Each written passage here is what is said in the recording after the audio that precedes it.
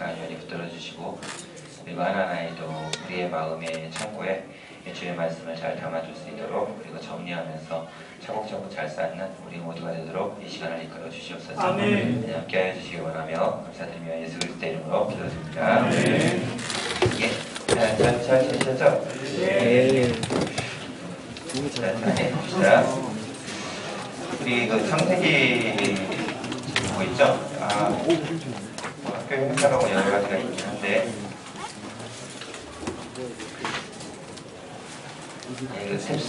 학교에서 저쪽 탭스반 아마 이거 하고 있는 것 같아요. 그죠? 가능하시면 학원에서 들으세요. 부탁드리겠습니다. 자, 나오겠습니다. 우리 7장인데 7장 들어볼게요. 지금 일단 이 스크린 좀 올려보도록 되는데 보도록 합시다. 8장부터 시작인데 보도록 합시다. 네, 자, 8장 1절입니다. 우리 그냥 줄만 좀 걸으시면 좋을 것 같아요. 8장 1절. 줄만 좀 걸으시면 될 것 같아요. 네, 하나님이 노아와 그와 함께 방주에 있는 모든 들짐승과 가축을 기억하사 하나님이 바람을 땅에 불게 하심에 물이 죽었더라. 알겠죠? 잠시만요.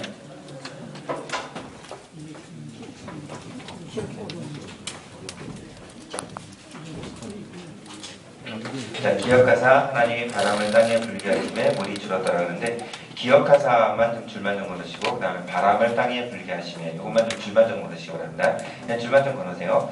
하나님이 물을 줄이는 방법은 무엇이었냐, 뭐 기적적인 역사, 바람 불게 하셔서 그랬다, 뭐 이런 부분이 있는데 그냥 줄만 좀 걸으시기 바랍니다. 다음에 4절입니다. 4절이 좀 중요해요. 자, 자, 4절 기출입니다. 4절을 다 기출입니다. 일곱째 달 그 달 11일의 새, 그러니까 7월 며칠이죠? 17일에 방주가 아라랏산에 머물렀으며, 이게 중요해요. 다음에 물이 점점 줄어들어서 5절입니다. 기출인데 물이 점점 줄어 열째 달 그 달 초하루, 그러니까 10월 며칠이요? 1일이 되겠죠. 그래서 그때 산봉우리가 보였다. 이렇게 나왔습니다. 이게 다 중요한데요. 조금 좀 우리 7장부터 시작해서 다시 한 번만 좀 들어가겠습니다. 노예력 원래 600년 1월 며칠에 방주에 들어갑니까? 10일에 방주에 들어가요. 예, 2월. 예, 공부하셨군요. 반응이 나네. 방주에 들어가요. 자, 그 다음에 2월 17일에 어떻게 되죠? 비가 시작돼요.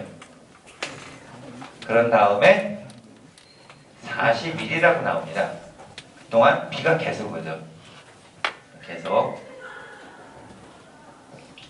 자, 그러면 40일이니까 2월 17일에서 40일이면 어느 정도 될 거예요? 한 달 열흘이니까. 그 다음에 17일 정도가 되니까 약 3월 말에서 4월까지 비가 왔을 겁니다. 그죠? 대충 그렇죠? 그 다음에 며칠 동안 창일했다고 하나요? 150일 동안 이제 물이 창일했다고 합니다. 150일은 약 개월수로 보면 약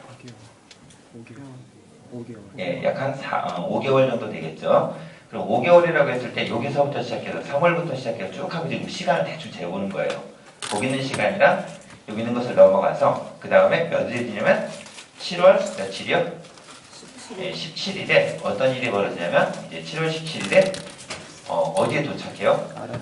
아라랏산에 도착을 했다는 겁니다.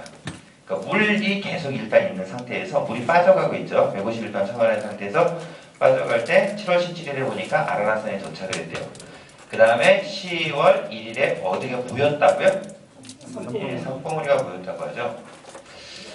우연인지 어떻게 된 건지 모르겠지만 우리나라의 계절, 우리나라의 그 절기와도 절기라기보다는 우리 그 국경일이죠. 그거가 좀 비슷한데 7월 17일에 우리 뭐라 그러죠? 그때 시간이 아라랏산 도착했다. 10월 1일이 국군의 날이죠. 국군은 주로 어디 가요? 산봉우리를 정복해야 됩니다. 10월 1일은 산봉우리까지 됐어요. 다음에 이 정도 되니까 다시 6절입니다. 6절에 보면 뭐라고 하냐면 줄만 걸으세요. 40일을 지나서 노아가 방주의 창문을 열고서 7절 기출입니다. 까마귀를 내놨다. 그러니까 40일 후에 이렇게 된 거예요. 그러면 10월 1일에 선봉우리 도착한 후에 까마귀를 내보냈을 거 아니에요. 그럼 그 정도 시간이 대충 보니까 몇 월 정도 돼요? 11월이 되겠죠. 왜냐면 40일 후니까. 그죠? 그 정도에 보냈을 겁니다. 그래서 여기서 어떻게 보냈냐면 이제 까마귀를 보냈어요. 자, 까마귀를 보냈더니 이 까마귀가 어떻게 되냐면 날아가긴 갔는데 돌아오질 않아요. 그래서 까마귀가 왜 까마귀인지 그랬더니 까먹기를 잘해가지고 나가긴 나갔는데 돌아오지 못하더라고요. 왜냐면 어딘지 못 찾는 것 같아요. 그래서 그 후에 어떻게 하냐면 10절 다시 한번 보면요. 10절 까마귀 그 다음에 8절에 보면 그가 또 뭐를 넣었다 그러죠? 비둘기를 넣었다 그러죠? 까마귀 그 다음에 비둘기 비둘기를 넣습니다. 그랬는데 그가 갔다가 물이 없어가지고 다시 돌아옵니다. 그래서 10절 또 이제 기출이죠. 뭐냐면 또 7일을 기다려 다시 비둘기. 그래서 비둘기 다음에 7일 다음에 다시 비둘기. 그랬는데 이번에 이 비둘기는 갔다가 뭘 갖고 왔느냐면 11절입니다. 기출인데 다 줄지지 마시고 뭐냐면 저녁 때쯤에 왔는데 그가 뭘 갖고 왔다 그래요? 감람나무 세잎사기. 제 비둘기는 감람나무.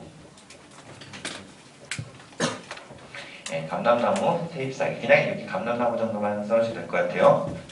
다음에 어떤 일이 벌어졌냐면 12절. 또 7일을 기다려 비둘기를 내어보냈습니다. 그랬더니 다시 돌아오지 않더라. 그래서 다시 또 7일 후에 다시 비둘기. 근데 이제 돌아오지 않았다. 그래서 저희는 어떻게 하냐면 앞글자만 이렇게 떼서 외웁니다. 앞글자만 따서 외워요. 그래서 뭐냐 까 빛을 비. 아셨죠? 까 빛을 비. 처음에 까마귀 보냈더니 없다. 비둘기 보냈더니 돌아왔는데 다시 7일 후에 다시 비둘기. 근데 그 비둘기는 감람나무 세잎사기 갖고 왔고 다시 7일 후에 비둘기 보냈더니 안 돌아왔더라. 그러니까 빛을 비 이렇게 해가지고 써놓으시면 될 것 같아요. 다 기출됐던 문제들 중 하나입니다.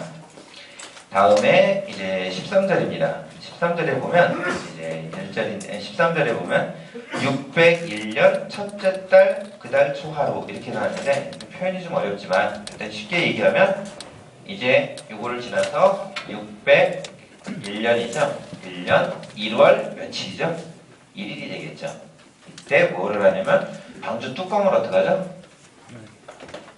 방주 뚜껑을 딱 제칩니다.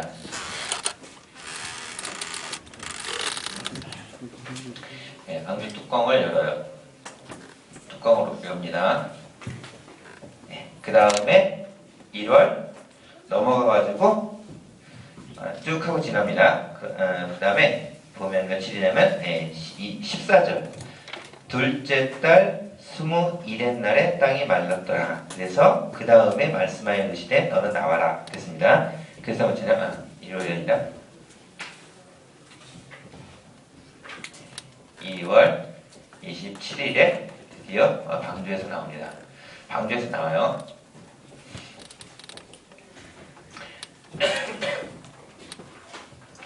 자, 그래서 이것을 전체적으로 보면 이제 이렇게 쭉 하고 있는 날짜들을 보는데 시험 문제는 좀 어렵게 한번 나온 적이 있습니다. 뭐가 나왔냐면 노아와 그의 식구들이 방주에서 머문 기간을 해서 나왔습니다.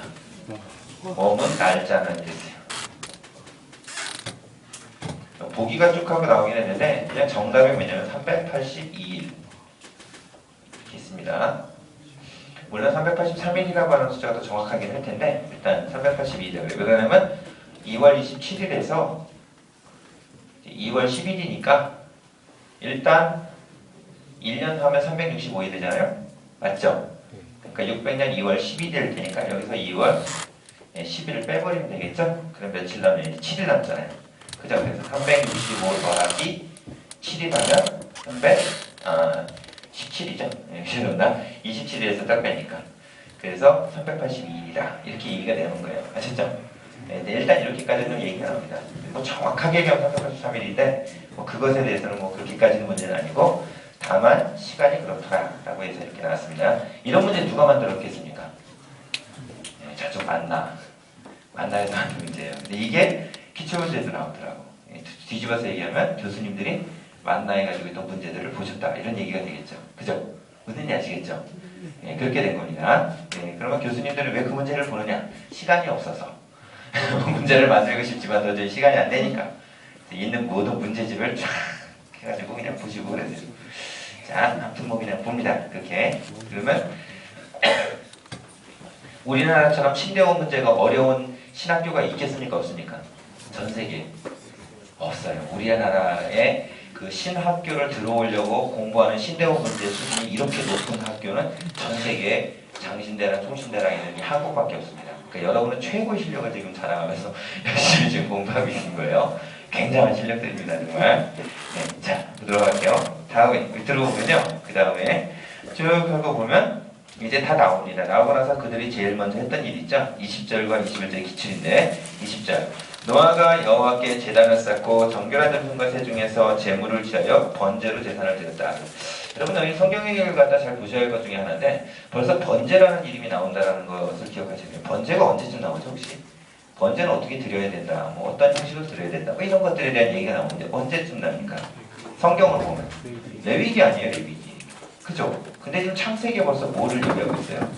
번제라는 걸 얘기하고 있죠. 이걸 볼 때 뭐를 얘기하냐면 성경은 성경책 순서대로 기록된 게 아니다라는 것들에 대해서 내용을 아셔야 돼요. 지금 무슨 얘기냐면 오늘 아침에 제가 밥을 먹고 그 다음에 밥을 먹고 교회 갔다가 점심도 밥을 먹고 다시 그 다음에 차를 타고 여기 학교에 와서 공부를 하다가 여기에 와서 여러분들한테 강의를 한다. 이렇게가 시간적 순서인데 그 중에서 좀 중요한 것이 있었어요. 자, 차를 탔는데 거기서부터 1시간이 걸렸는데 그때 성경을 봤었다. 그 다음에 와서 보니까 다시 또 성경을 보고 있는데 그 성경에 있는 내용을 더 깊이 봤었다. 그것이 오늘이었다. 이해가 돼요? 내용은 분명히 시간적 순서를 어떻게 하죠? 이야기를 다시 한번 이렇게 딱 하고 봤을 때 중요한 포인트, 즉 하나님이 생각하는 중요한 포인트대로 기록을 했던 것이 뭐가 된다? 성경이 되었지 성경이 순서대로 했던 내용을 기록한 게 아니라는 거예요. 하나님이 생각하시고 하나님이 말씀하시는 포인트들이 성경에 있는 거예요. 그 순서대로 기록이 된 거예요. 아셨죠? 무슨 얘기 아시겠죠? 네. 그래서 그거를 성경을 갖다 이렇게 보실 때 이것이 그래서 하나님의 말씀이구나. 이걸 갖다 이렇게 확 느끼는 거. 그게 중요하지. 성경 순서대로 보면 이상하다. 이게 왜 번제가 벌써 나올까? 번제가 뭘까? 번제는 저쪽 레위기에서 얘기하는 건데 이게 너무 말이 안 되는 거예요. 무슨 얘기인지 아시겠죠? 그래서 성경을 볼 때 그 느끼는 마음이 시간적 순서가 아니라 하나님이 원하시는 그 말씀하시는 순서대로 기록이 되어 있다는 거. 그래서 이것이 꼭 시간적 배열이 아니라는 것을 먼저 좀 아시기 바랍니다. 다음에 이제 번제로 제단을 드렸는데 21절에 보면 여호와께서 향기를 받으시고 중심에 이르시되 다시는 사람으로 말미암아 땅을 저주하지 않겠다라고 이야기합니다. 그리고 나서 밑으로 보면 22절 있는데 이 가로치기가 이제 나왔습니다. 어려운 문제로 나왔습니다. 땅이 있는 동안에는 심음, 거둠, 가로치기, 심음이랑 거둠. 땅이 있는 동안에는 심음이랑 거둠이 계속된다. 또 뭐도 거듭된다? 추위와 더위가 거듭된다. 또 여름과 겨울도 계속해서 반복이 된다. 낮과 밤이 쉬지 않겠다. 이렇게 나와 있습니다. 땅이 있는 동안에 이렇게 될 것이다. 라고 나오죠. 일본이 참 대지진이 나가지고 아주 깜짝 놀랐는데 어떤 분은 참 그걸 또 해석을 좋게 하시더라고요. 일본이 뭐 나쁜 짓을 많이 해가지고 그렇게 했다고 했는데 참 알 수 없는 일 중에 하나인 것 같아요. 갑작스럽게 그렇게 되기도 하고 그 다음에 사실은 일본 덕에 우리는 지진을 안 맞았죠? 그죠? 그렇게 해서 참 고마워해야 할 나라가 일본인데 진짜 그런 것 같아요. 또 어떤 분은 뭐 이제 곧 일본이 가라앉는다 그러고 과반 아닌 것 같아요. 하나님이 하시는 일을 그렇게 뭐 추측까지라고 얘기하나 진짜 쉽지는 않습니다. 일본을 위해서 많이 기도해 주시기 바랍니다. 그 일본에 있었을 때 저는 아니고 이제 그 간증을 하시는 분을 얘기를 들었어요. 그분이 그런 얘기를 하시더라고요. 일본 사람이 와더니 그래요. 이렇게 나는 예수를 믿겠다. 그런 얘기를 하셨대요.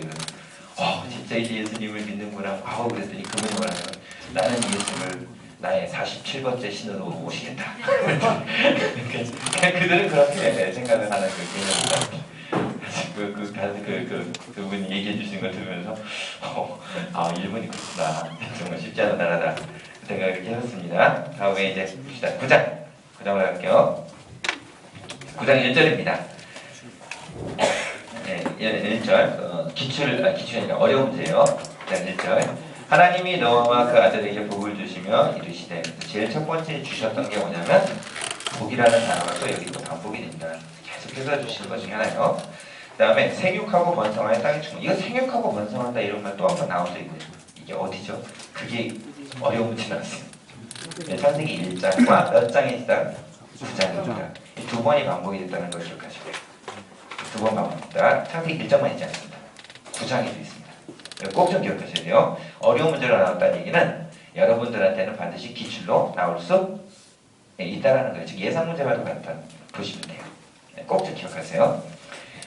다음에 3절입니다. 기출인데 모든 산 동물은 너희 먹을 것이 될 것이라 이렇게 했어요. 채소같이 이것을 다 너희에게 주었다 라고 하셨습니다. 그러니까 이제는 나와 보니까 모든 생물들이 없으니까 먹을 것이 없을 때 주님이 이제 하나님께서 야훼라고 하는 여호와가 말씀하셨죠. 뭐라냐면 고기도 너희 식물이 될 것이다. 4절에 봅니다. 그러나 고기를 그 생명되는 무엇에 먹지 말라고 나오죠? 피채 먹지 말라고 해서 이 피채 먹지 말라가 되게 중요합니다. 피채 먹지 말라가 어디에 있느냐 이렇게 해서 나온 것이 있습니다. 자, 보면요. 피채 먹지 말라가 어디에서 나온 것이 있냐면 일단 자 봅시다. 요건 기초입니다. 그래서 다 아셔야 돼요.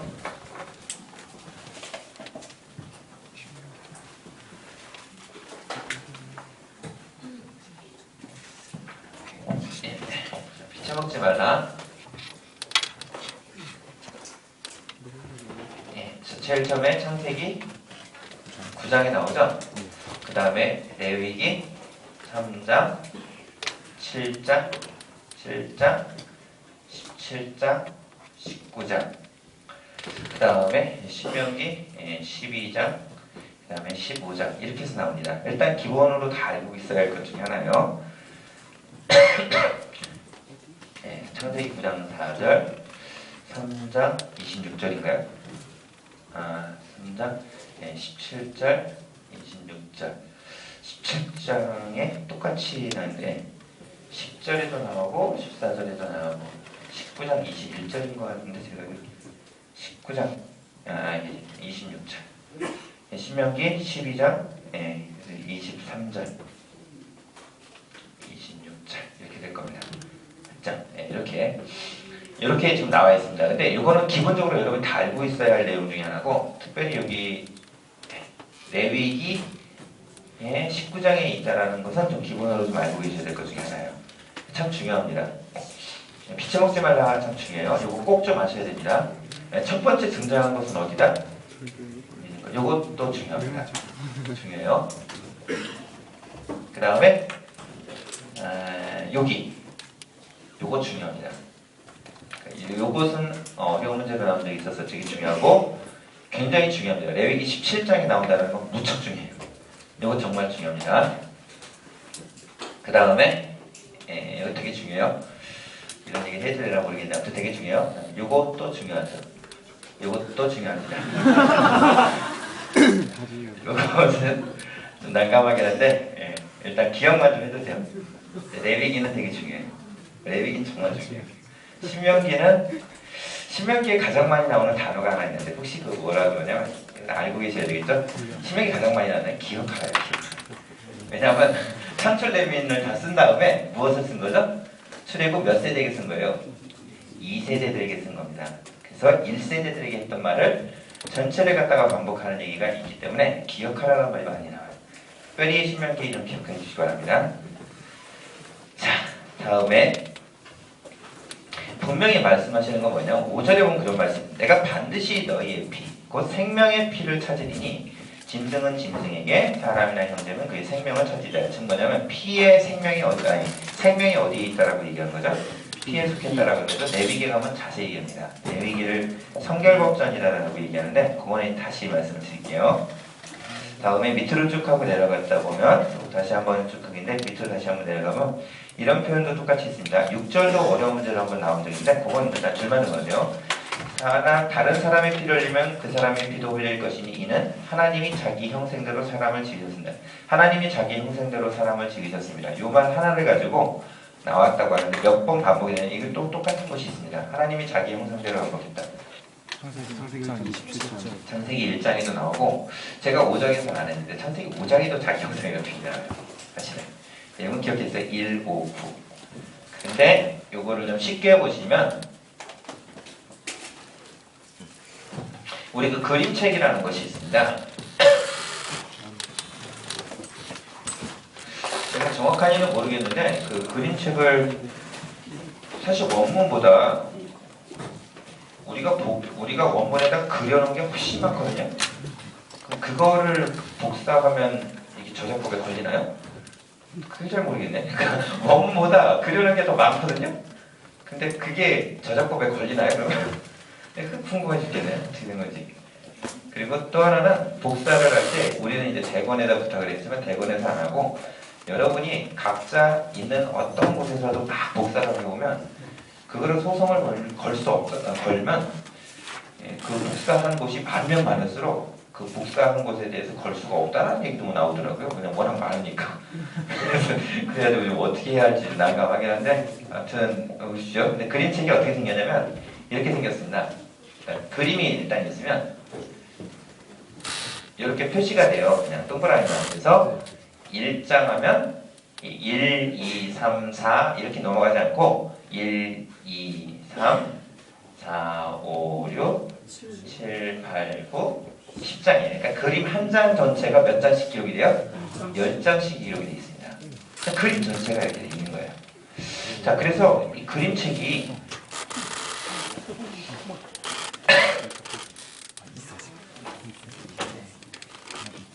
그냥 이제 이렇게 생긴 거거든요. 이 그림책을 가지고 이제 저는 이제 원래 있던 그림에 저희가 이제 사이사이에다 그려놓고 이제 또 형광펜을 칠하고 이렇게 했던 거죠. 왜 그러냐면 흑백은 잘 안 보이는데 컬러로 칠해놓으면 이게 그림이 잘 기억이 나요. 아, 내가 빨간색으로 칠했던가, 내가 이 형광펜을 칠했던가, 이것도 다 기억이 납니다. 그래서 이렇게 그림책이 있는데 이제 그림책에 보면 노아의 방주 그림이 여기 있습니다. 노아의 방주가 여기 있어요. 노아의 방주가 이렇게 있습니다. 그러니까 방주를 이렇게 멋지게 이렇게 딱 한 이런 배가 있다고 줍시다. 6장에 기록이 되어 있어요. 왜냐하면 밑에 있으니. 근데 성경은 뭐라고 우리가 장신돼서 문제가 나오냐면 노아의 방주는 몇 장에 기록이 됩니다. 이렇게 해가지고 문제가 나온다고요. 그럼 우리는 그걸 숫자로 외우기가 너무 힘든데 어떻게 되냐면 그림으로 외우면 장점이 뭐냐? 어디에 있어요? 그림이 상중 하중에 어디 있어요? 밑에 있어요. 그럼 몇 장이에요? 무조건 3장 아니면 6장 아니면 9장이에요. 밑에 있으니까 거기에 왼쪽에 있느냐 중간에 있느냐 오른쪽에 있느냐면 정확하게 기억만 하면 돼요. 몇 장에 있으니까 어디 있어요? 그림이 중앙에 있어요. 그럼 무조건 몇 장이에요? 6장이에요. 다시 한번요. 노아의 방주가 몇 장에 기록이 되어 있습니까? 네, 그거를 숫자로 외우는 게 아니라 그림의 위치를 그냥 이렇게 딱 들어오는 거예요. 아, 이게 여기 있구나. 나오고 자기 형상이라고 있습니다. 자기 형상은 뭐냐면 이렇게 자석을 그려놨어요. N과 S를 해서 자석을 그렸습니다. 그 다음에 이렇게 했는데 이것이 여기에 있고 이 자석이 여기 있고 자석이 여기 있습니다. 자, 자석이 어디 있어요? 이렇게 있어요. 그럼 몇 장 있어요? 1장, 5장, 9장이 있어요. 그러니까 그림책의 위치를 파악한다는 게 이런 겁니다. 그래서 문제가 나옵니다. 뭐냐면 그 정답 문제를 보고 꼭 그렇게 나 있어요. 1번 5장, 2번 6장. 그러니까 지금 뭐냐면 노아의 방주는 몇 장이 기록되어 있냐? 3번 7장, 4번 8장 이렇게 써 있어요. 문제가 좀 복잡하게. 근데 우리는 그럴 필요가 없이 어디 있어요? 노아의 방주가 어디요? 무조건 밑에 있고. 그러면 무조건 몇 장인지 몇 장이라는 거예요? 369 중에 하나예요. 그죠? 금방 찾을 수가 있는 겁니다. 밑에 있고 중앙에 있고. 아셨죠? 여기 이제 그림책의 위치를 보고서 찾는다 이런 얘기를 하는 거예요. 그래서 여러분들한테 좀 불가능할 수도 있겠지만 꼭 너무 불가능한 거 아니니까 그림책의 위치를 찾는 것으로 하기에는 성경이 몇 장에 그런 기록이냐 몇 장에 기록이 있냐 이것 찾기에는 그림책만큼이나 빠른 속도로 이게 확 들어오는 게 없다라는 거예요. 그래서 그림책을 추천하는 것입니다. 아셨죠? 네, 근데 이런 것이 없이 그냥 외우려고 하면 그야말로 3수 4수는 뭐 기본이죠. 근데 그림책에 덕을 많이 보신 분들이 그래서 금방 들어오시는 경우가 많습니다. 아셨죠? 네, 꼭 그렇게 하시기 바랍니다. 이 그림책 저는 처음에 봤을 때 이 가격 그때 당시에 제가 11,000원, 12,000원 이렇게 주고 샀었어요. 그랬을 때 저는 이게 성경책 값이래 갖고 처음에는 이거 어떻게 이렇게 비싸냐 그랬는데 이게 창세기부터 계시록까지 다 돼 있습니다. 그림이 몽땅 다 돼 있는 거예요. 그래서 이 그림책을 전체 머리에 다 넣으시면 이제 누구든지 얘기하면 그거 창세기 33장, 창세기 35장 다 나와요. 전체가 다 이렇게 딱 하고 있으면 그냥 다 나옵니다. 이렇게 있어요. 사라가 죽고 그러면 창세기 23장에 보면 사라가 죽었던 이렇게 그림이 이렇게 있어요. 사라가 일본말로 뭐죠? 접시죠? 그래서 23장에 보면 접시가 그려져 있어요. 이거구나. 기억을 하면. 그 다음에 출애굽기 보면 출애굽기에 보면 이렇게 있는데 여기서 보면 출애굽기에 보면 여기가 11, 12, 13, 14, 15, 16, 17, 18, 19, 20장에 보면 여기에 보면 뭐가 있냐면 동그라미 한 다음에 이렇게 해놓은 표시가 있어요. 이게 뭐냐? 동그라미 한 다음에 이렇게 되는 거 이게 뭐냐면 이게 망이에요. 망을 동그라미 했죠? 이거 뭐죠? 원망. 첫 번째. 그러면 이렇게 해가지고 네모나게 해가지고 막 이렇게 쳐는 거 이거 뭐죠? 사망. 둘째 사망을 면하리라. 이런 거 있죠? 그런 걸 그림책에다 그려놨다니까요. 그래서 딱 그림만 보면 이거 둘째 사망 면하리라. 이게 계시록에 있는 7교회 중에 여기 있던 거에서 딱 에베소 교인의 선물하게 이것도 딱 하고 보면 다 나와요.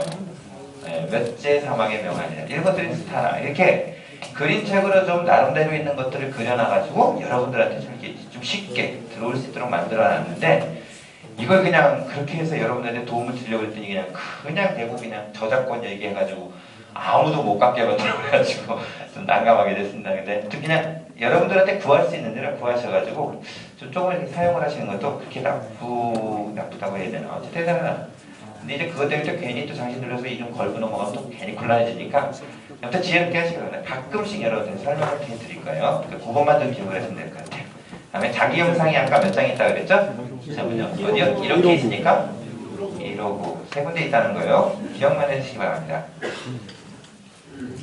다음에 이 일로 인해서 하나님이 다 모든 땅에 있던 생물이라고 하는 즉 살아있다라고 하는 것을 죽이셨을 때 하나님이 거기에 대해 너무너무나 이제 뒤돌아서 이제 한번 후회를 하시고 후회라기 표현은 뭐죠? 후회라기보다는 다시 한번 하나님이 이제 기회를 주시는 거죠. 그런 거 있죠. 이렇게 나의 자녀를 때렸는데 때린 것만큼이나 나도 아프잖아요. 그죠? 그런 마음에 대해서 다시는 내가 이렇게 않겠다라는 언약과 약속을 주십니다. 그게 뭐냐면 12절에 보면 일단 나오는데 뭐냐면 언약의 증거는 이것이니라. 제일 끝에 보면 나오는데 13절이 기출입니다. 내가 내 뭐를 갖다 준다고 그러죠? 무지개 기억하시기 바랍니다. 무지개. 구름 속에 넣으니 이것이 나와 세상 사이에 뭐라고요? 언약의 증거다. 다시 한 번 말씀드릴게요. 은혜라는 단어가 제일 최초로 나온 장이 몇 장이죠? 방주 나왔던 장이죠. 몇 장이에요? 6장이면 은혜를 입었다. 은혜라는 단어가 처음 나와요. 은혜라는 단어가 처음 나옵니다. 6장. 그냥 나중에 문제 풀 때 다시 한번 이런 것들 하겠습니다.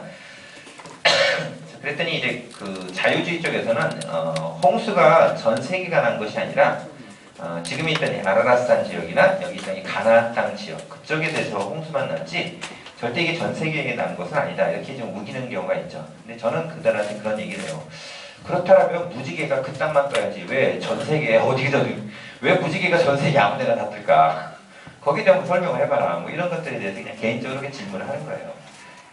홍수가 다 덮었다라. 그리고 또 하나님이 이 땅에 있어서 그 땅에 있는 것들을 가지고 물론 내가 진짜 잘못했고 내가 미안하다 그래서 무지개를 두었다라고 얘기하기에는 좀 그렇지. 온 인류 전체의 생물을 정말 안에 없애지 않았을까 생각이 들고 창조과학회에서는 노아 방주 크기를 갖다 대략 350, 30이라는 규빗이 있잖아요. 그걸로 측정했을 때 지금 모든 생물이 다 그 안에 들어가도 공간이 남는다라고 이야기하고 있습니다. 이해가시죠? 그러니까 그런 부분들을 좀 뒷받침했을 때 저는 그렇진 않다고 봐요. 아무리 봐도 자유주의가 좀 오버한 것 같아요. 제가 볼 때는. 다음에 보도록 할게요. 그 다음에 또 한번 넘어가서 쭉 하고 넘어가서 이제 18절 네, 기출입니다. 방주에서 나온 노아의 아들이 있는데 이게 되게 중요합니다. 셈, 함, 야벳. 특별히 함은 가나안의 아버지다. 이렇게 나왔어요. 이게 표현이 거꾸로 얘기합시다. 가나안은 그러면 함은 가나안의 아버지다. 이렇게 나왔는데 이게 지금 가나안은 그럼 누구예요? 함의 아들 아니에요? 맞죠? 무슨 얘기인지 아시겠죠? 예, 가나안이 누구라고요? 함의 아들이에요. 근데 성경은 누구누구의 아들, 누구누구의 아들, 누구누구 이렇게 해서 나왔는데 이 표현이 독특하게 누구 아들이 아버지가 누구다 이렇게 해서 좀 거꾸로 이렇게 나온 표현이에요. 이거 보면 아셨죠? 그러니까 거기에 대해 혼동하지 않기를 바라고. 20절 노아가 농사를 짓기 시작해서 포도나무를 심었다라고 나와 있습니다. 그래서 아마 제가 보니까 와인이라고 하죠. 포도가 정말 잘 되고 굉장히 이렇게 되는 곳이 이스라엘이 있더라고요. 정말 좀 잘 되고 되게 진품이라고 뭐라 할까요? 좋은 포도는 거기 많이 있다고 합니다. 그래서 그렇게 저도 보고 그다음에 또 이제 이번에 들어올 때 담임 목사님께 포도주를 제가 선물해드렸죠. 드십시오. 그래서 해드렸어요. 그 포도주는 우리가 이제 성찬식 때 먹는 포도주가 아니라 우리 포도주는 달짝지근하잖아요. 그 포도주는 그것이 아니라 진짜 술 맛이 나는 그 와인이에요. 와인이에요. 그래서 일단 사다 드리긴 했는데 아무튼 뭐 담임 목사님 좋아하시더라고. 자, 어떻게 너 알코올 들고 뭐 이럴 줄 아셨더니 그냥 그러진 않고 또 저희 아내한테도 또 이걸 또 갖다 주었습니다. 그랬더니 저희 아내가 더 사오지 뭐 이러고 아무튼 참 그러고 있었습니다. 자, 그다음에 어떤 포도나무를 심었어요. 그랬는데 이게 마시고 취해서 장막 안에서 이제 벌거벗고 있었다는 거예요. 근데 22절에 보면 겁니다. 가나안의 아버지 함. 자꾸 이렇게 표현이 나와요. 이게 뭐냐? 함의 아들인 가나안 이렇게 나와야 되는데 함의 아들인 가나안이 이렇게 나와야죠. 가나안이 아비아치를 보고 나가서 형제에게 알렸다. 이 소리를 하는 거예요. 자, 그랬더니 그걸 들었던 셈이나 야벳은 어떻게 하냐면 옷을 갖고 와서 절대 그것을 이렇게 안 보고 그것을 가렸던 그런 모습을 보게 됩니다. 그래서 두 가지 특징이 있어요. 사랑하는 사람들과 미워하는 사람의 특징이 있죠. 사랑하는 사람은 어떡하죠? 많은 걸 가려줍니다. 미워하는 사람은 어떡하죠? 가리고도 들춰내죠. 그죠? 네, 참 특징이 참 그래요. 자, 그냥 어떻게 이 부분들을 이렇게 보게 되면 약간 이런 것 같아요. 근데 그거를 보고 나서 24절 기출입니다. 노아가 이제 술이 깼어요. 작은 아들이 자기에게 행한 일을 알고서 이렇게 나옵니다.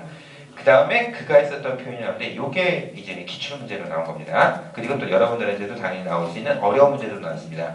뭐가 있냐면 가나안은 저주를 받아 형제 종들의 종이 되기를 원합니다. 종들의 종이 되기를 원한다. 이게 무슨 얘기냐면 종들 중에서도 위에 있는 사람 있잖아요. 그 사람이 아니라 뭐다? 종들 중에서도 밑에 있는 하급 이런 사람 돼버리기 원한다. 이렇게 완전히 그냥 저주를 해버리세요.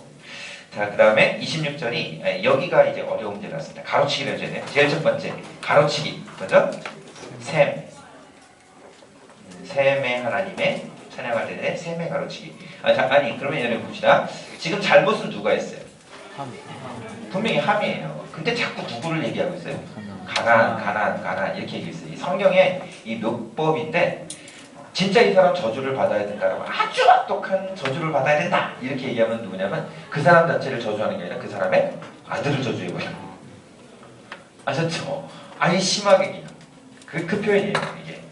그래서 나중에 보면 욥기에 보면 욥기 17장에 가보면 그러면서 자꾸 그 친구들 3명 있죠. 누구죠? 엘리바스랑 그 다음에 누구죠? 까먹네. 3명 있죠. 대만 사람 엘리바스요. 빌닷과 남한 사람 수아 있잖아요. 이 세 사람이 계속 여기서 얘기하잖아요. 그래서 욥을 굉장히 괴롭히잖아요. 근데 욥이 뭐라 그래요? 자꾸 이렇게 괴롭히면 그 사람의 아들들이 저주받을 줄알아 이러면서 그냥 확 얘기하는 표현이 나와요. 그게 뭐냐면 이런 표현들 같이 있습니다. 그리고 욥기의 배경이 언제죠? 욥기가 기록된 배경이 창세기예요. 네, 그 연류를 이렇게 보면 알 수 있는 거예요. 그래서 이제 그런 표현들, 진짜 저주받아야 될 사람 그러면 당사자가 아니라 그냥 그의 아들을 그냥 공격해요. 이런 표현입니다. 네, 여기 보면 그러죠. 근데 이제 어려운 문제가 나온 거예요. 26절을 가로치기로 정리합니다. 첫 번째, 누구의 하나님은 여호와를 찬송하리로다? 셈 외우셔야 됩니다. 다음에 가나안은 셈의 종이 되고 가로치기. 가나안은 셈의 종이 되고 가르치기. 그래서 제일 첫 번째에 있던 것은 뭐냐? 셈, 가, 셈이고 두 번째 27절. 하나님이 누구를 창대하게 하신다고요? 야벳. 야벳도 가르치기. 다음에 셈의 장막에 거하게 해주고 셈의 가르치기. 그 다음 다시 한번 가나하는 종이 되기 원한다. 그래서 세 번째는 야셈가입니다. 그래서 처음에 셈가, 셈, 야셈가 이거 전체를 다 외우셔야 돼요. 가로치기를 하시면 셈가, 셈, 야셈가 해가지고 6개를 넣으시면 돼요. 셈가, 셈, 야셈가. 아셨죠? 네. 네, 6개입니다. 가로치기가 6개가 나와요. 셈가, 셈, 야셈가 꼭 외우셔야 돼요. 가로치기로. 그냥 한 번에 다 같이 외운 다음에 그냥 집어넣으면 됩니다. 다음에 28절. 홍수 후에 노아가 350년을 살았고 29절. 그의 나이가 몇 살이라고요? 950세에 죽었다. 그래서 노아가 죽었던 나이가 몇입니까? 아담이 죽었던 나이가 930이에요. 아담보다 더 오래 살았어요. 그래서 950입니다. 그 다음에 950이 아니라 962세 산 사람. 최고로 오래 산 사람보다 바로 적게 산 사람. 야렛입니다. 그 다음에 가장 오래 산 사람이 무드셀레가 969세예요. 아셨죠? 이렇게 굉장히 오래 산 거예요, 노아가. 다음에 10장으로 넘어가도록 하겠습니다. 10장을 보겠습니다. 10장은 그 장 제목이 중요합니다. 그렇죠? 노아의 족보, 노아 아들들의 족보 이렇게 노아의 족보 이렇게 나오죠. 자, 다음에 2절. 1절부터 제가 읽을게요. 노아의 아들이 있습니다. 누가 있죠? 셈, 함, 야벳. 그들의 가족, 그들의 아들들을 지금 이제 쫙 하고 하는데 이거를 또 역시 놓치지 않고 여러분 다 외우셔야 됩니다. 이게 다 기출문제이기도 하고 또 하나는 이 흐름을 아시면 전체에 있는 족보, 그 전체에 있는 구약 성경에 있던 사람들이 다 좀 풀려요. 그래서 10장에 보면 이제 2절부터 볼게요. 분명히 셈, 함, 야벳인데 셈부터 나와야 되는데 그러진 않고 야벳부터 거꾸로 이제 기록을 합니다. 2절에 보면 야벳의 아들이 나오죠. 이 사람 외워야 됩니다. 이제 노아 다음에 그의 아들이 셈, 그 다음에 함, 그 다음 누구냐면 야벳이에요. 자, 근데 이 야벳의 아들들이 있습니다. 첫 글자만 떼서 외우시겠다. 고마마, 야두, 메디 이럽니다. 고마마, 야두, 메디. 앞글자만 따서 외우시는 거예요. 지금은요.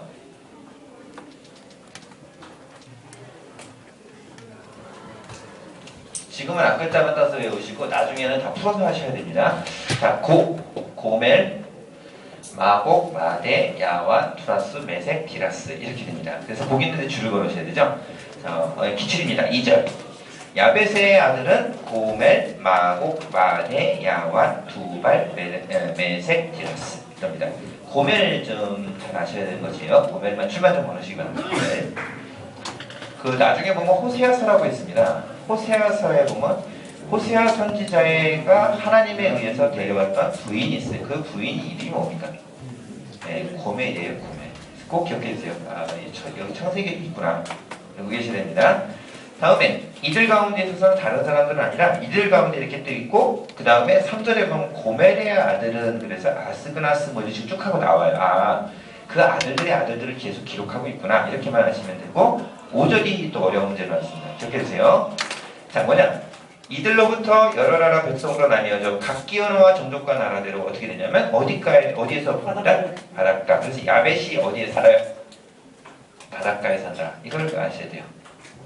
즉 해변 근처 이쪽으로 다 이렇게 흩어졌구나. 다음에 6절입니다. 기출이죠. 함의 아들, 함 여기 있는 아들 뭐라 하냐면 구스, 미스라임, 붓과 가나안이요 이렇게 나왔죠. 6절에 있는 다 기출입니다. 앞글자만 띄면 뭐죠?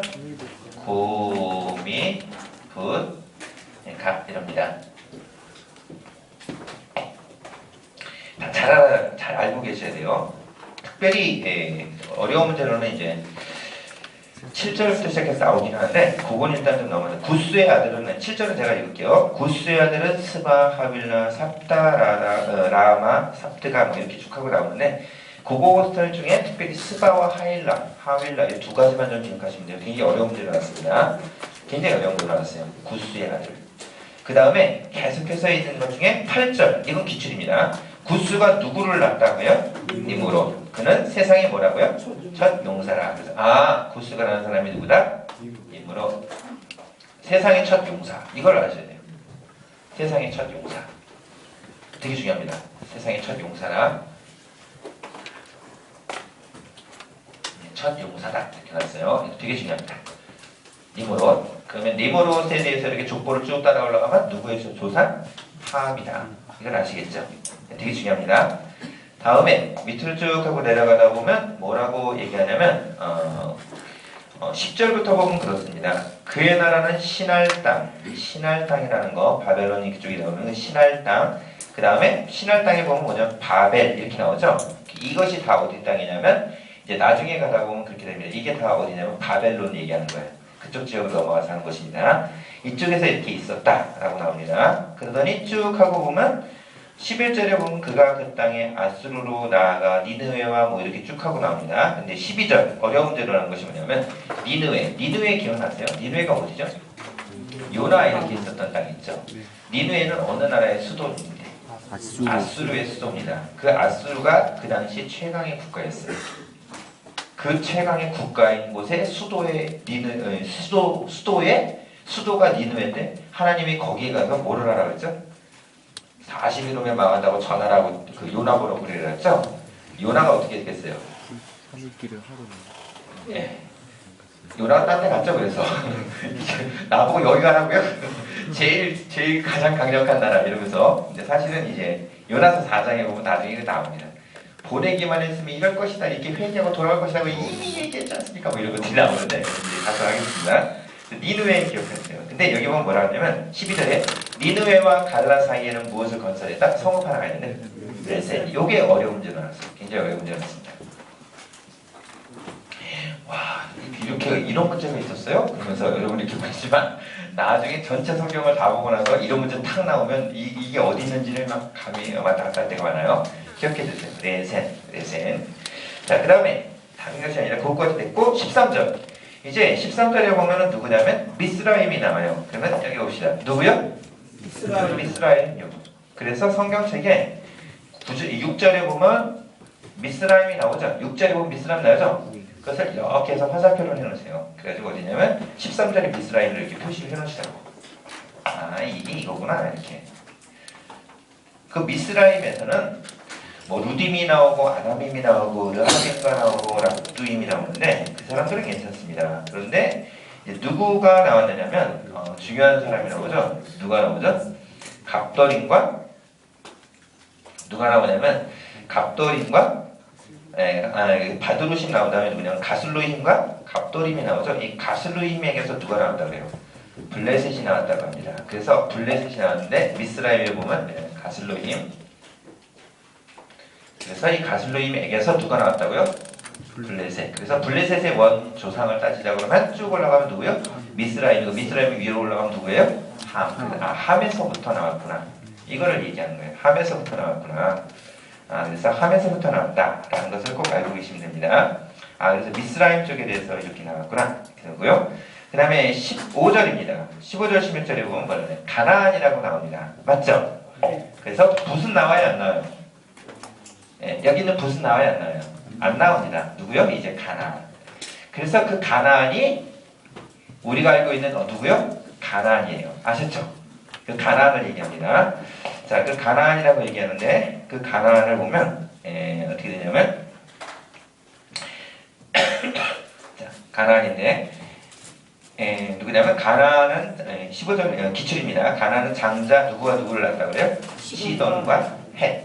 그래서 헷을 낳고 16절부터 다 어려운 문제였습니다. 여부스 족속, 아모리 족속, 기르가스 족속, 히위 족속, 알가 족속, 신 족속, 아루앗 족속과 스말 족속과 하맛 족속을 낳았더니 이렇게 했어요. 그래서 가나안 족속이 옆에 써놓으세요. 가나안 족속의 몇 족속이라고 그래요? 7족속. 가나안 족속을 거기 세보세요. 몇 족속이죠? 아닐 텐데.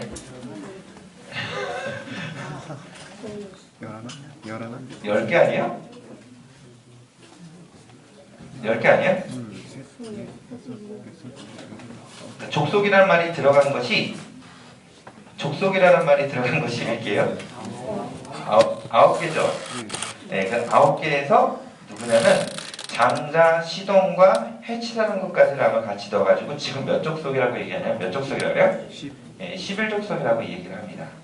그래서 제일 처음에 우리가 알고 있는 가나안 7족속은 지금 처음 출발은 몇 족속으로 시작했다? 그쵸? 11족속으로 출발했다.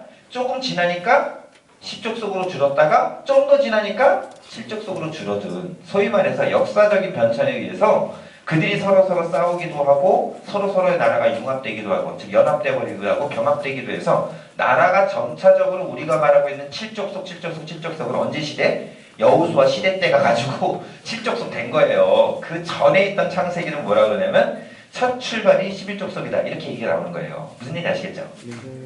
예, 아시겠죠? 예, 이렇게 되는 것입니다.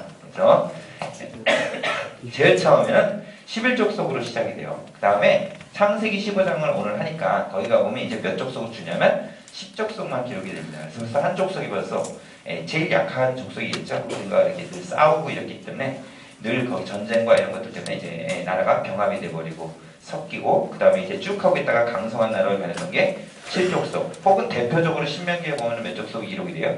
5족속이 기록이 되고 이렇게 되는 거예요. 이제 그것이 서로가 이제 그렇게 되면서 이제 줄어들고, 그 다음에 이제 뭐 강한 자만 살아남고 뭐 이런 어떤 부분들을 보여주고 있는 것입니다. 그 가나안 족속 땅은 19절에 보면 나와 있습니다. 19절 그들이 살고 있던 땅이 나오는데 뭐냐면 19절 가나안의 경계는 어디부터라고요? 요거 어려운 문제로 나왔습니다. 다 기억하셔야 돼요. 시돈, 그랄, 가사 기억하세요. 소돔, 고모라, 아드마, 스보임, 지나 라사까지 이렇게 납니다. 시돈과 그랄 되는 시그각 앞글자만 시돈, 그랄, 가사. 다음에 소고, 아스라 꼭 기억하시죠. 소고, 아스, 소도 있고 소고, 아스라도 있고요. 소고, 아스라 이거 다 기억하십니다. 소돔, 고모라, 아드마와 스보임을 지나가서 이 다 어느 땅이라고요? 가나안 사람들이 다 있었던 땅이다. 이렇게 기억하시면 돼요. 가나안 사람들이 다 있었던 땅이다. 다음에 21절 이제 셈이 드디어 나와요. 셈은 어디냐면 에벨 온 자손의 조상이다 이렇게 났어요. 그래서 이게 무슨 얘기냐 그러면 셈의 아들들이 쭉 하고 나오는데 에벨이라는 인물이 쭉 하고 나오게 될 겁니다. 그래서 그거는 이제 두고 보면 되니까요. 22절이 귀출이다. 셈의 아들이 나와요. 누구라고 나오죠? 엘, 룻, 아자가 같이 나오긴 하는데 보시면 엘람, 아수르가 여기 나라 지명이 아니라 아들 이름이에요. 아수르. 아라누타예요. 아수르. 그 다음에 아르박사. 이 아르박사 되게 중요합니다. 그 다음에 룻. 룻은 룻도 있죠? 룻 있죠? 그 여인 있잖아요. 어디 여인이요? 정확하게 얘기하면 모압에 있던 여인이죠. 이뻤겠어요? 안 이뻤겠어요? 이스라엘 여자와 모압 여자를 비교해보면 조금 떨어집니다. 그럼에도 불구하고 믿음을 붙잡고 이스라엘 땅을 건너왔던 그 여인에게 어떤 복이 임해요? 보아스라고 하는 엄청난 사람과 함께 결혼하게 되는 걸 얘기해요. 거기 이스라엘에 가보니까 보아스가 살았던 그 땅이 보아스가 어떻다고 그러죠? 유력한 사람이라고 그러죠? 그 유력하다는 게 뭐예요? 굉장히 집안에서 뛰어난 사람이다라는 얘기예요. 땅도 굉장히 많고 굉장히 부자라는 얘기예요. 갔습니다. 갔더니 이게 보아스 땅이래요. 보아스 땅이 얼마큼이냐? 여기서 저까지 보이지도 않아. 그게 다 보아스 땅이었대요. 거기서 룻이 어떻다고요? 이삿 줍다가 보아스로 확 그냥 주워버렸죠. 아주 그냥. 자, 다음에 제일 끝에 아람. 내 민족은 유리하는 아람 사람으로 이렇게 하는 신명기 표현이 나오는데 아람이라는 표현도 이제 기억만 해주세요. 다 사람 이름입니다. 이게 다 어디라고요? 셈의 족보에 기록이 된 것입니다. 자, 특별히 이제부터 볼게요. 누구냐면 23절은 좀 줄만 걸으세요. 아람의 아들을 쭉 하고 나오는데 아람의 아들 기억하시죠? 이거 정말 어려운 문제 한번 나눠주세요. 우스, 훌 두 명만 좀 기억해보세요. 우스와 훌. 아람의 아들 우스와 훌. 그 다음에 24절 되게 중요합니다. 이거는 지금 꼭 뭐지 기출이고 뭐 기출이기도 하지만 기출이라는 표현보다는 이건 알아야 될 것 중에 하나요. 아르박사스는 셀라를 낳고 셀라는 에벨을 낳으며 이제 됐죠? 무슨 얘기 아시겠죠?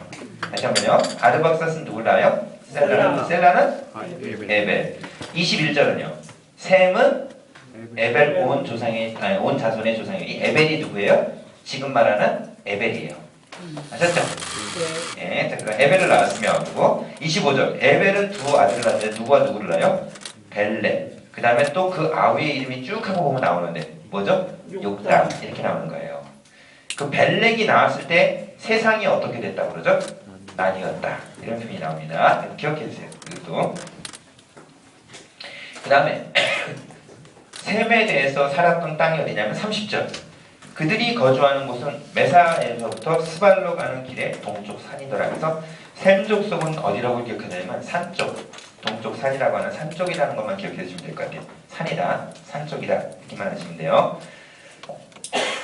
다음에 11장으로 이제 딱 하고 넘어가도록 하겠습니다. 11장에 보면 1절입니다. 온 땅의 언어가 하나요 말이 하나더라 이렇게 나왔죠. 근데 그들이 어떻게 되냐면 2절에 보면 동방으로 옮겨다가 어디에서 그 만났다고 그러죠? 땅이 무슨 땅이요? 신할 평지. 이게 바벨론 쪽으로 가다가 만난 거죠. 그 신할 땅 기억하십시오. 신할 땅. 신할 땅에서 무슨 말을 했냐면 그들이 말하는데 벽돌을 만들어 경보히 굽자. 벽돌로 돌을 대신하고 역청으로 진을 대신하는 거예요. 여러분 벽돌이 단단해요? 돌이 단단해요? 네, 돌이 약합니다. 벽돌이 더 단단해요. 훨씬 단단해요. 그리고 옮기거나 하기에는 벽돌이 편해요? 아니면 돌이 편해요? 훨씬 벽돌이 편하죠. 거기다가 단단하기도 벽돌이 더 단단하고. 그럼 진흙이 진흙이 더 좋겠어요? 역청이 훨씬 더 좋겠어요? 즉 뭐냐면 벽돌과 벽돌을 붙이는 데는 진흙이 좋겠어요? 역청이 좋겠어요? 네, 그죠? 그러니까 소위 말해서 과학기술이 발달이 됐고 이랬더니 그들이 그것을 가지고서 이제 탑을 만들기 시작하는 거예요. 보면 4절에도 그럽니다. 성읍과 탑을 건설해. 탑이라는 단어도 처음 나오는 것 중에 하나죠. 이런 단어 이렇게 쉽지 않은 단어 중에 하나죠. 그래서 창세기가 저쪽에 있던 고대 때부터 기록된 책이에요? 아니에요? 네, 이 탑이라는 단어가 나오거나 이러면 이게 무슨 그런 뜻이에요. 무슨 얘기 아시겠죠? 현대어예요. 그 당시에 보면 이렇게 쭉 떨어진 현대어예요. 무슨 얘기 아시겠죠? 당시 이집트에서 사용하던 단어입니다. 즉 뭐냐면 이것에 대한 기록자가 적어도 이집트 문화를 알고 접한 사람 아닌 이상은 하나님이 그런 것들에 대해 부어주진 않았겠죠. 그래서 이것에 대한 창세기 기록자가 누구라고 대충 알고 있어요? 모세라고 알고 있던 이유가 그런 것들이 이제 근거가 되는 것 중에 하나입니다. 이해가시죠? 네, 그 다음에 탑을 건설한다고 이런 표현들. 이런 단어들은 그 당시에 있는 최강의 국가가 어디였어요? 애국, 이집트밖에 없었어요. 그래서 이런 단어들을 추론을 할 때 이것이 당연히 모세가 했었다. 이런 부분들에 대한 근거 구절로 사용되고 있는 것입니다. 근데 딱 하고 있더니 그걸 만들어요. 그러더니 뭐라냐면 온 땅에 흩어짐을 면하자라고 해서 만들었습니다. 그래서 하나님이 창세기 1장에 분명히 나왔습니다. 뭐래 너희는 생육하고 번성해서 땅이 어떡해요? 퍼져 가다 그런 거 아니에요. 근데 지금 뭐 하고 있어요? 뭐요? 흩어짐을 면해야 돼. 이런 거 되게 위험한 겁니다. 여러분들이 교회를 앞으로 할 텐데 정말 여러분들 성도를 붙잡는 부분은 진짜 엉망이기 때문에 고쳐야겠다는 마음으로 붙잡아야지 내 이론을 더 늘리기 위해서 붙잡는다. 하나님 감아주시지 않아요. 그런 건 하나님 원하시는 것이 아니에요. 정말 성장했으면 보내야지. 무슨 일인지 알겠죠? 별 반응이 없네. 성장했으면 보내야지. 그렇지 않아요? 아닌가? 성장해서 붙잡아줘야 돼요. 무슨 일인지 아시겠죠? 네. 하나님이 원하시는 분이 생육하고 어느 땅에 충만하라는 것이에요. 퍼져 가라는 것입니다. 그랬더니 5절에 보면 그러죠. 여호와께서 사람들이 건설하는 것이 성읍과 탑을 보시려고 내려오셨다. 이렇게 하는데 재미있는 표현입니다. 하나님이 하늘에 계신 하나님이 이렇게 보니까 밑에서 뭐라 뚝딱뚝딱 소리가 나. 근데 분명히 성을 쌓아가지고 하늘까지 올리자라는 소리는 들었는데 뚝딱뚝딱 거리긴 하는데 올라올 기미가 안 보여. 그래서 주님이 어떻게 하셨죠? 진짜 성질 급해가 안 되겠다. 내가 내려가 보자. 도대체 얼마나 높이 쌓은 거야? 그래 내려와가지고 이렇게 본 거예요. 야, 요거밖에 안 쌓아놓고 진짜 얘들이 지금 큰 소리 치는 이런 어떤 하나님의 그 부분들을 얘기하는 거예요. 근데 그러더니 가만 보니까 안 되겠어서 하나님께서 이렇게 얘기하시죠. 7절인데 줄만 걸으세요. 자, 우리가 내려가서 거기서 그들의 언어를 혼잡하게 하여 그들로 서로 알아듣지 못하게 하자. 라고 합니다. 그래서 이때 하나님이 이것들이 나를 반역해 그러고 가만두지 않고 이런 언어를 혼잡케 함으로 인하는 하나님 앞에 있는 그런 조치로 다시 한번 이것이 나오죠. 그때 어떤 일이 벌어지냐면 8절 여호와께서 그들을 거기서 그들을 온 지면에 흩으셨으므로 그래서 그들이 이렇게 흩어지게 되는 그런 일이 있었다는 것입니다. 그래서 그때 당시 언어가 이제 혼잡하게 되었죠. 그래도 그들이 정말 알아듣지 못하죠. 그래서 여러분 지금 한국말을 서로 해도 교회에서 알아듣습니까? 못 알아듣습니까? 못 알아들어요. 교회에서도 서로 무지하게 싸우고 아무튼 난리가 나는데 아무튼 그때 이후로 이게 이렇게 돼버린 겁니다. 9절의 기출입니다. 그러므로 그 이름을 뭐라고 불렀다고요? 바벨 기억하시기 바랍니다. 바벨. 온 땅의 언어를 혼잡하게 하셨다. 이게 그 뜻입니다. 기억만 좀 해주세요.